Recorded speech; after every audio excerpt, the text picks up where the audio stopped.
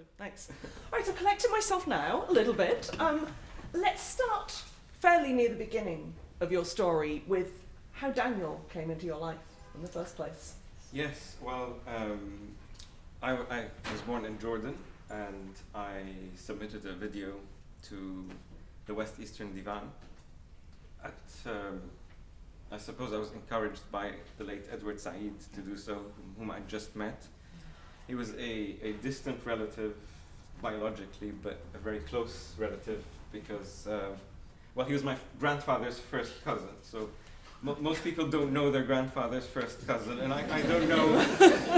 I have 3 other grandparents, and I don't know their first cousins. So, but in this case, they were best friends as well. And I never met my grandfather. He died several years before I was born. So when I was born, I think Edward took a special interest. And of course, when he found out that I was interested in music, he lived in New York and didn't come to Jordan often, but he did come to visit in the early 90s on his way to the family home in Jerusalem, where he and my grandfather were born, actually. It's now inhabited by other people, but on that trip he came through Jordan. I met him. I was about 8 or 9, and he handed me a CD of the Goldberg Variations by Glenn Gould, which I still treasure. And he said, you really need to listen to Glenn Gould to understand how to play Bach, which at that time was the thing to say. So he encouraged me to apply for the West Eastern Divan. I did. I got accepted. And that's how I met Barenboim, and for 20 years after that, he was a mentor, and he, when I was in my 20s, he invited me to play with him as a soloist on several occasions. And was it through Daniel? Am I right in thinking there was a connection with your collaborator on the new recording, Domingo Hindoyan? Yes, that's how we met. Yes, he was a violinist in the West Eastern Divan Orchestra at that time, but already very interested in conducting, so he was always taking notes, and occasionally Barenboim would let him conduct the orchestra. He then left the violin, became Barenboim's assistant, I believe, in Berlin for a few years.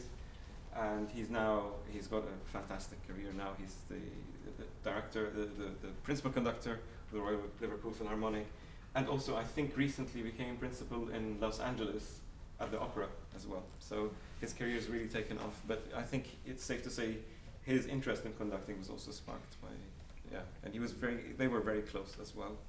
Yeah. And what brought you to London? I hadn't realised until right before we came on that you lived here for 14 years. Yes, I did. So another thing Edward did was, the music education in Jordan was limited, and I'll come back to that in a second. So I had a fantastic Russian teacher who had come from Iraq. She had married an Iraqi violinist, and it was around the time of the first Gulf War when I was a child. And so there was an influx of Iraqi refugees into Jordan next door, and a lot of them were musicians. Because I'm not getting into politics today, but it's just very interesting that Saddam Hussein funded a music and ballet school fully himself, and a symphony orchestra. I am not a supporter of his. I'm just stating facts with absolutely no opinion here. That fact led to me having a brilliant teacher, and so there was a team of Soviet teachers in the 80s in Iraq who built up an orchestra. It was the finest orchestra in the Arab world. And so when the first Gulf War happened, they ended up in Jordan, which is when the conservatory in Jordan was founded. And she sent me to an international competition in Romania when I was 9. I was fortunate enough to have won it. And from that point she said, okay, I think I've given him as much as I can, but it's very limited here in Jordan. There's no musical community. He can't go to concerts. And it's time for him to have a new teacher. So Edward then told my parents to look at the UK because it has a special culture of music schools in the UK. There are 4 main ones, of course, as you know, I'm sure. And I think the Purcell School just outside London was my parents' favorite choice. I auditioned, got in, and then I spent 7 years there, and then went on to the Royal Academy for 6 years. Who were you studying with at the academy? Tatiana Sarkisova. And at Presto School I had a teacher for 5 years. Her name was Tessa Nicholson, and then I moved to Tatiana already at school, and then continued with her at the academy. Now let's move on to your teaching work, which I know is a huge passion and project. COVID made everyone rethink. Everyone, not just musicians, but especially musicians and several other industries that depend on a public. At that point, I was living in Berlin, actually. I left London and spent 7 years in Berlin as a contemporary pianist playing in Barenboim's ensemble. But I, at the Presto School, always enjoyed conducting, and I got friends together and put on orchestras, and I played a lot of chamber music. I was that sort of pianist, not the type that liked to stay on his own for many hours. So it was important to me to be around people all the time. Sorry. So I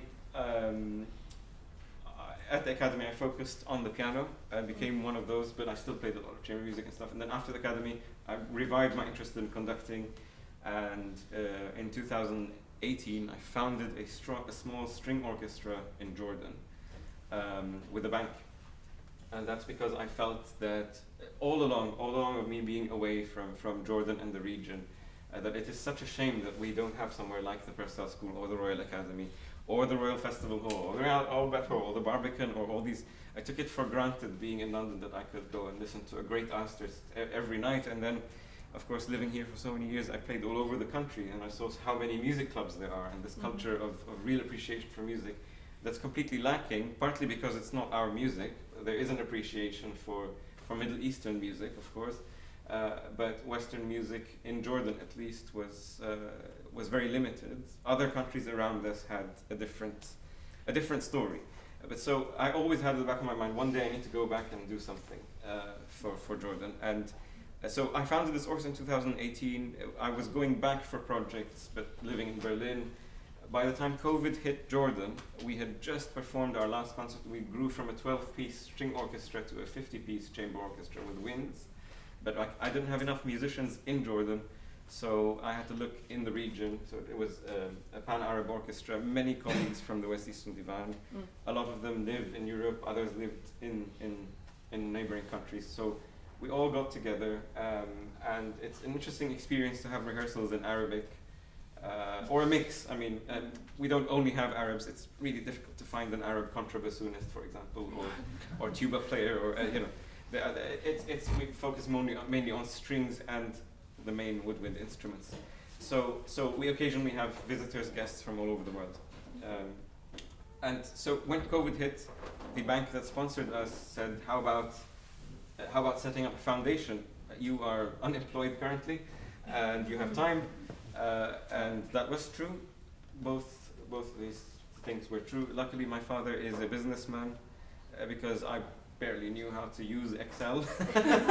So he helped me with all the budgets and everything in a way to present to a bank so that they would approve it. And spent 6 months planning it, a sort of feasibility study.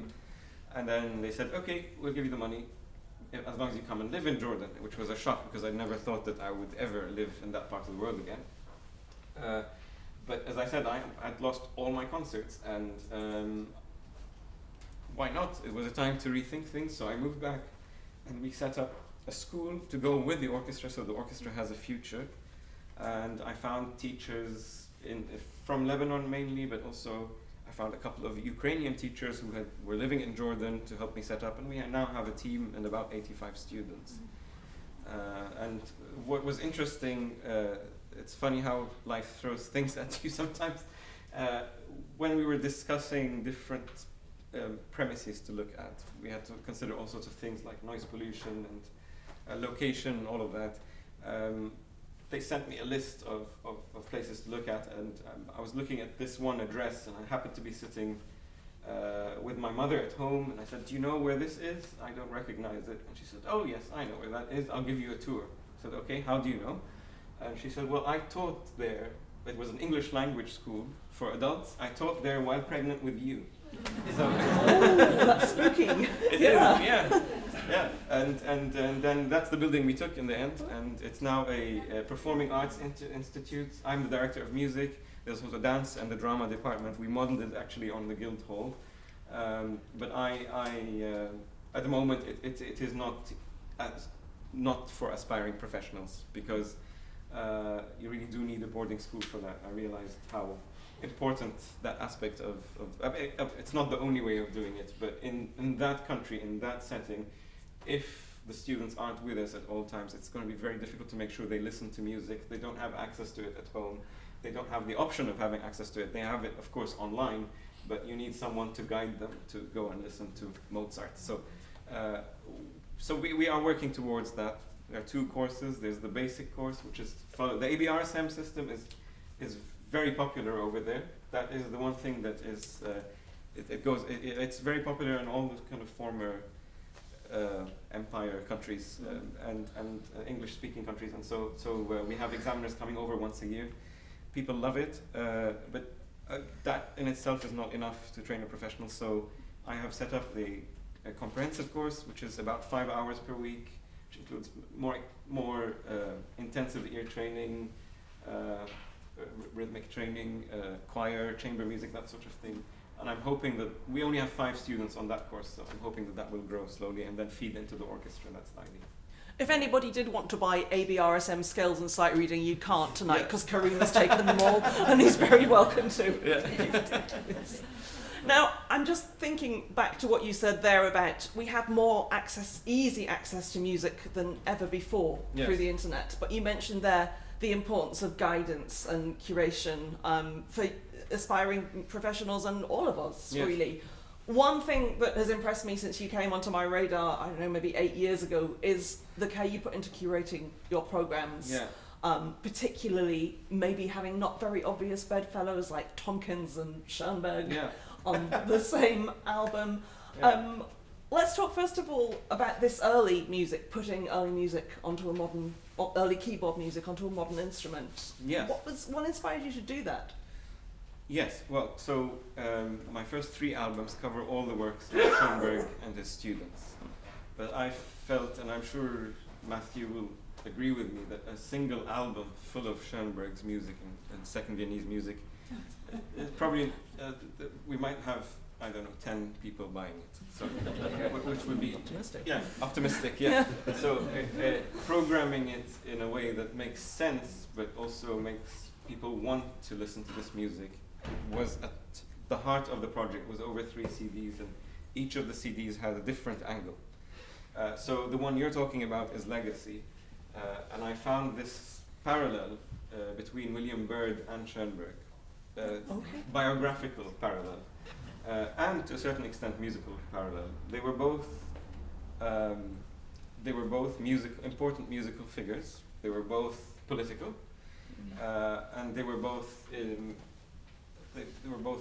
well, they didn't suffer as such, but they could have both of them escaped suffering because of their political and religious views. Schoenberg escaped to the United States in 1938, being Jewish in Berlin at that time, although he was from Austria, was dangerous. William Byrd was, of course, a recusant Catholic at a time when you could have lost your head for that. And he managed not to lose his head because he was very close to Queen Elizabeth I. But he continued to write Catholic masses underground. Schoenberg continued his journey as someone who was rediscovering his Judaism, and through his opera Moses and Aaron. But he also had to he converted to Christianity at first. So there was that similarity and that parallel. The other is that they were both rewriting the rules for music. William Byrd's view on modal harmony and modal tonality was different to his contemporaries on the continent. In fact, all the English composers had their own set of rules. It was very improvisatory in a way, and they didn't like to be restricted in the same way that Palestrina or Lassus was constantly developing. William Byrd didn't write any thesis on his own theory, and that's another similarity. The only thesis that Schoenberg wrote was on tonal music, not on atonal music. So it was up to their students, both of them, or more like disciples, because they were both sort of cult figures, So there's all of that. Then you come to the dance aspect of the music. So obviously most of the keyboard music in the Renaissance was dance music, and Schoenberg chose a Baroque suite to be the first work that he writes in the 12-tone system for piano. Actually, for anything. That was the first work. He'd written other 8-tonal pieces before, but using the 12-tone system, which places all 12 notes in the chromatic scale equally, with no hierarchy at all. You can't repeat a note more than once until you've heard the whole row of 12 notes. He chose a Baroque dance suite, so you have a prelude, a gigue, a saraband, a gavotte. But using 12-tone music. So dance music was another link. As I said, rewriting the rules of music. I found that the link between William Byrd, Schoenberg, and their respective students was Johannes Brahms, because he was probably the first early, I don't know if I can say this, but one of the first people to look into early music in early modern times. And Schoenberg viewed Brahms as one of the most progressive composers at his time. So this idea of looking backwards and forwards in history, and using the past as a springboard for the future, was common to all three. So I put Brahms' second sonata on the album as well. It's called Legacy. Yeah. That's fascinating. Thank you so much.